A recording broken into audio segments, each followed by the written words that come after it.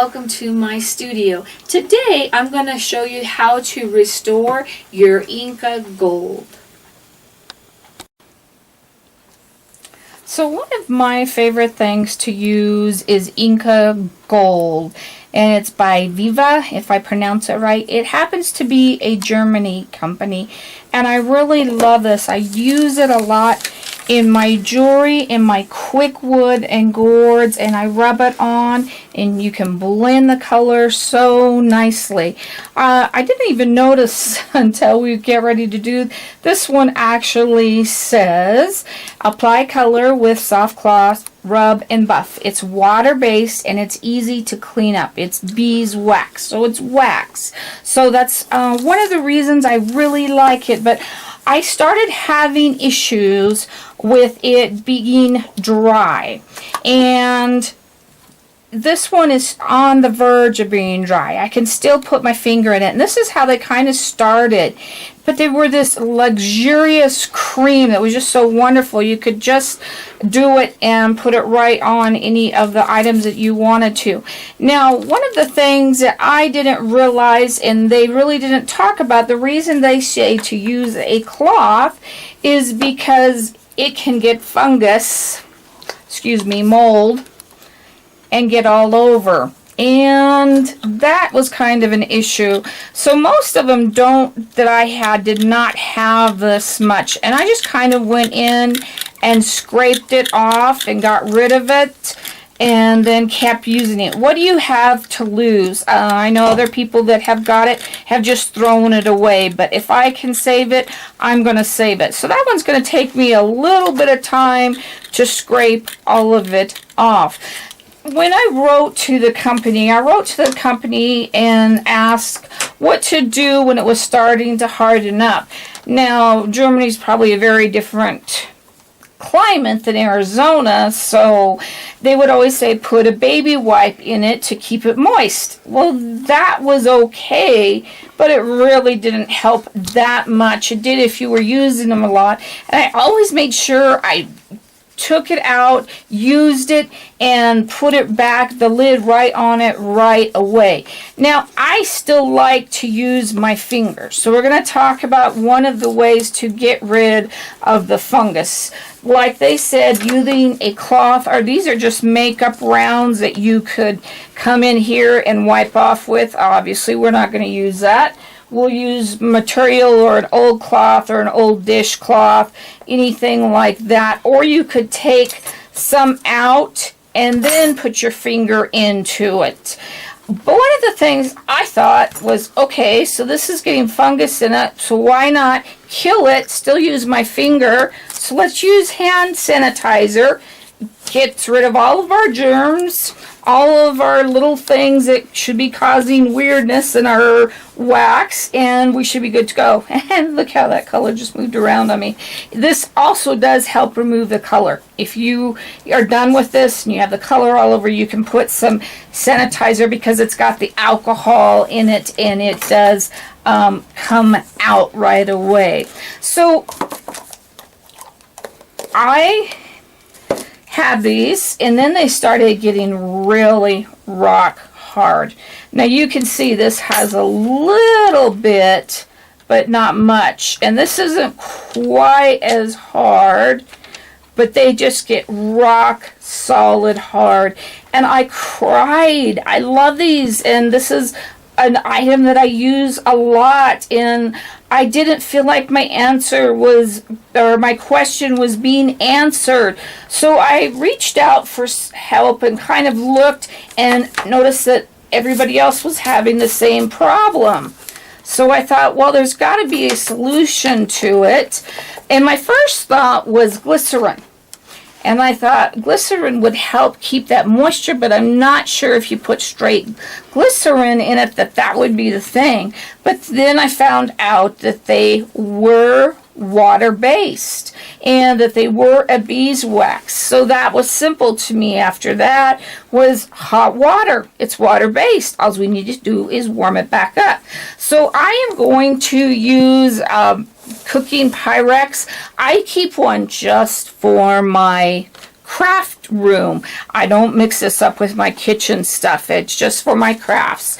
And I'm going to use a fork and a teaspoon. They seem to work the best for me. A palette knife works really great, but I didn't have one on hand at the moment, so we're going to use those. But the first thing we're going to do is I'm going to boil a cup of water for 2 minutes and 30 seconds. And why a cup? I don't know. It just seemed to kind of work for me, and I got the time down, but you're only going to pour in a little bit at a time. So I'm going to heat that up, and we'll be right back.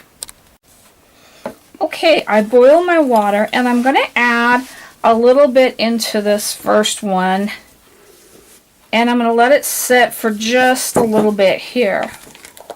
Now, the harder it is, the more it kind of needs broken up as you're going, and you're probably going to have to let it set several times. And this red one is softer, and so you can work on a couple at a time. And I'm not going to add as much red water to the red. It's easier to add more water than to have too much water, so kind of think about that as you are going. And I just had found any kind of tool that would kind of break it up.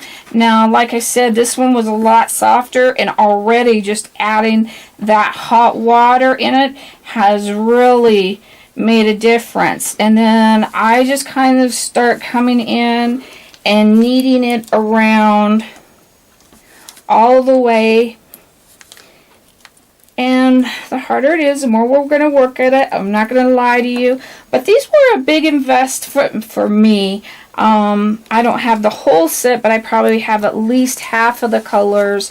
And so I really did cry when I found out how hard they were. I bought mine at Joann's Fabrics, and you can also buy them on Etsy and probably Amazon.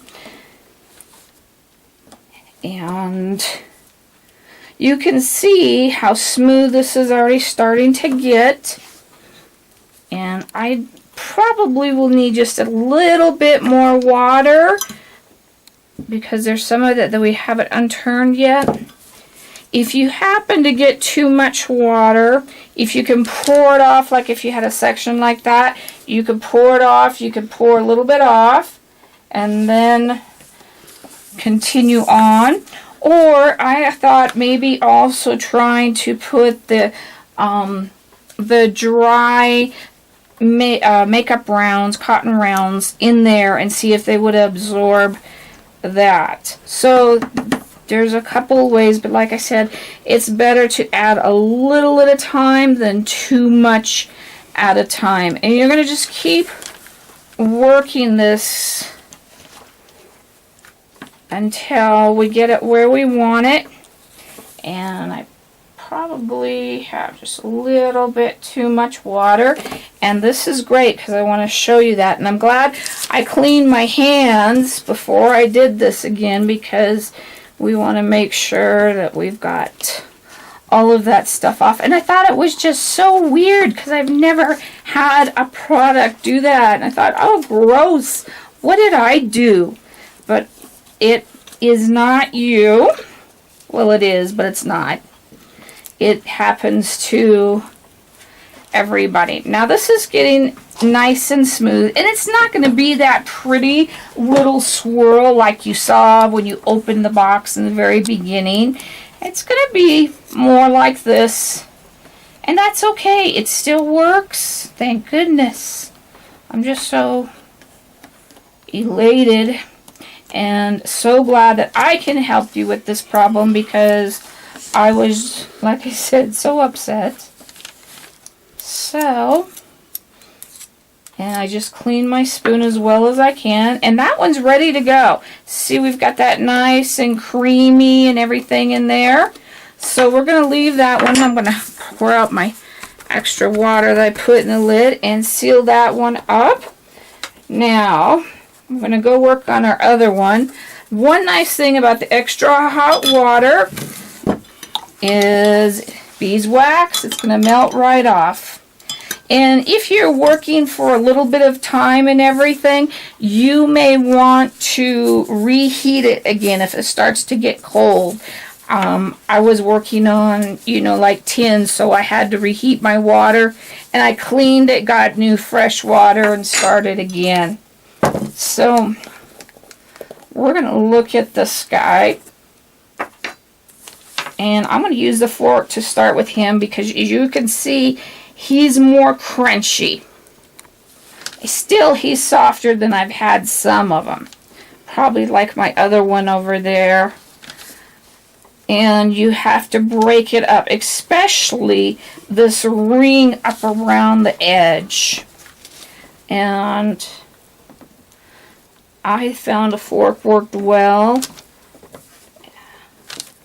But like I said, I think the palette knife would work really well too because it's flat and you can smash it. Now see how dry this one is compared to the other one.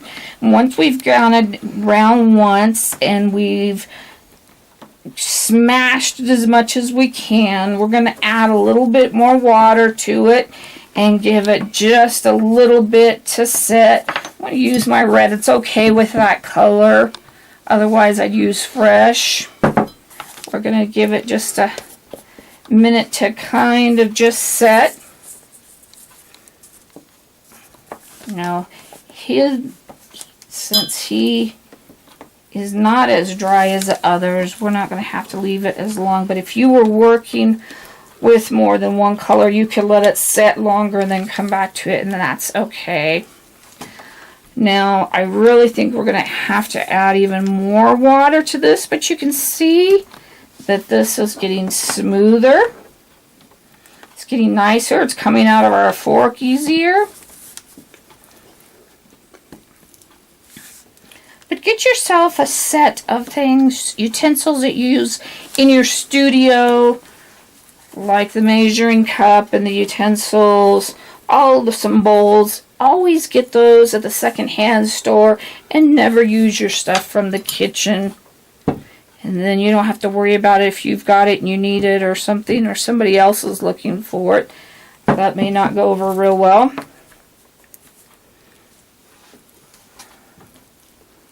Now, if I was going to work on this much more and it was still hard, I would reheat my water at this time.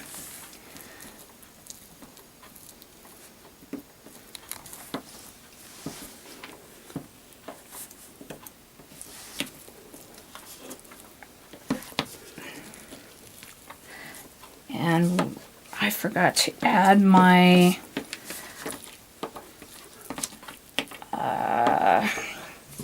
glycerin to the other one because it gives it just that smoothness, that richness that you want. So when you get it right where you kind of want it, that one on the borderline, I could do it just a little bit more maybe.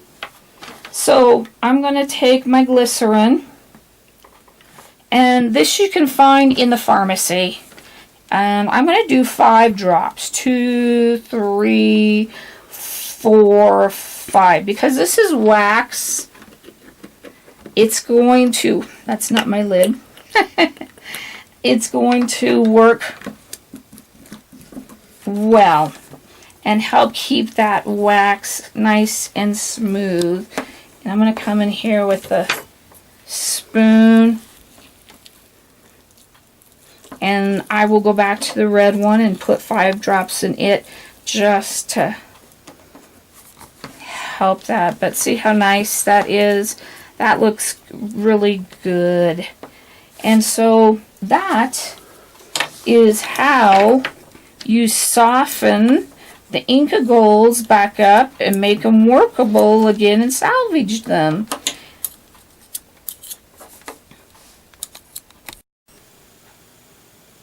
Well, I hope you enjoyed that and learning how to restore your Inka Gold.